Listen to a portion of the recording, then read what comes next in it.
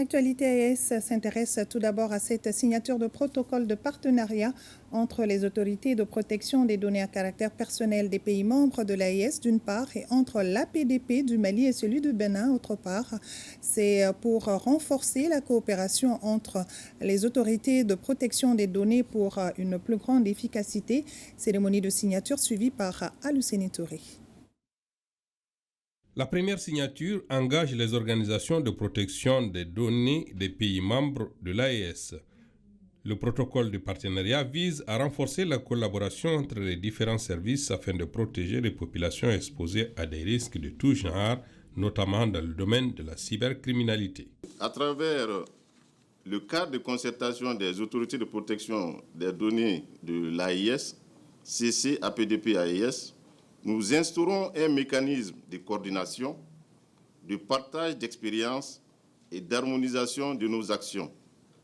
Il s'agit d'un pas décisif vers une souveraineté numérique régionale, adaptée à nos réalités et fondée sur des valeurs de solidarité, de résilience et d'innovation.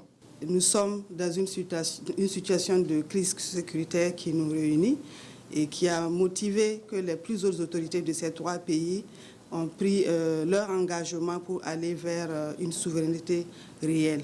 Et en tant qu'autorité de protection des données à caractère personnel, il nous revient également, en tout cas, d'aller dans ce même sens pour renforcer davantage les liens de coopération internationale entre ces trois pays. Nous avons eu par le passé plusieurs réunions en présentiel et virtuel, à l'issue desquelles nous avons d'abord signé un PV qui a fait l'objet d'un compte rendu aux plus hautes autorités, puis un draft de protocole d'accord qui lui aussi a été introduit dans le circuit d'appréciation des plus hautes autorités pour rester en cohérence avec les grandes orientations définies par les autorités politiques des trois pays.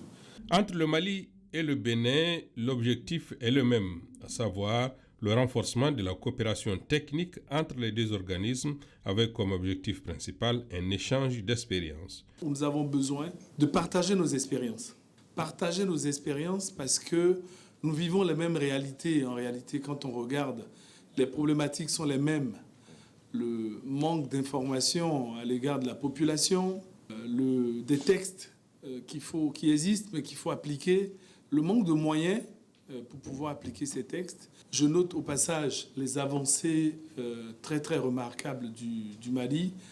Il y a eu une pénalisation de la protection des données à caractère personnel dans le nouveau code. Présent également à Bamako dans le cadre de la célébration des 10 ans de la PDP, les représentants du Maroc, du Sénégal et de Madagascar. Avec le Sénégal et le Maroc, il existe déjà un cadre formel de collaboration. Avec Madagascar, les démarches sont déjà engagées. Voilà, signature de protocole de partenariat entre les autorités de protection des données à caractère personnel des pays membres de l'AES et entre l'APDP du Mali et celle du Bénin. Nous nous rendons à présent au Burkina Faso. Sur place, le président du Faso a reçu en audience les ministres en charge de l'industrie et du commerce de la Confédération des États du Sahel. Les échanges ont porté sur la création d'une centrale d'achat des produits stratégiques dans l'espace AES et l'opérationnalisation des recommandations et engagements des chefs d'État dans les domaines du commerce et de l'industrie. Frédéric Nikiema. Entre les murs du palais de Kouliba de Ouagadougou se dessine la création d'une centrale d'achat des produits stratégiques dans l'espace AES. Un projet en gestation que les ministres en charge de l'industrie et du commerce du Burkina Faso, du Mali et du Niger soumet à l'appréciation du chef de l'État burkinabé.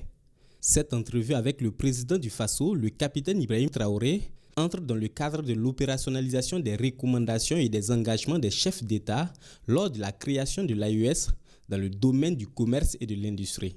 Il s'agira notamment des questions liées à l'amélioration du climat des affaires, la promotion de l'investissement, la facilitation des échanges commerciaux dans l'espace AES, la normalisation et la qualité des produits, la lutte contre la concurrence déloyale, les contrefaçons et la délinquance financière dans nos États, de façon à assurer la croissance économique durable, participative et inclusive dans les trois pays.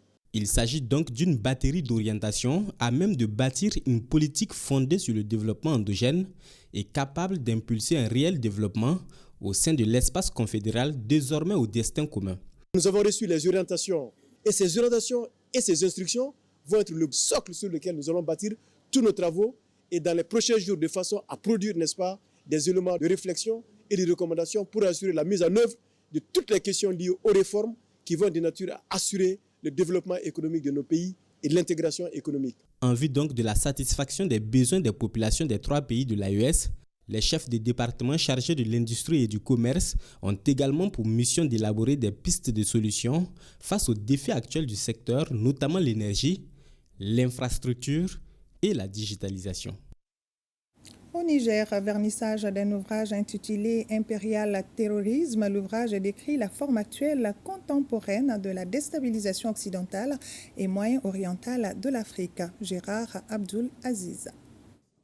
Soutien inconditionnel et indéfectible des autorités et du grand peuple de la Confédération des États du Sahel dans leur quête de souveraineté totale.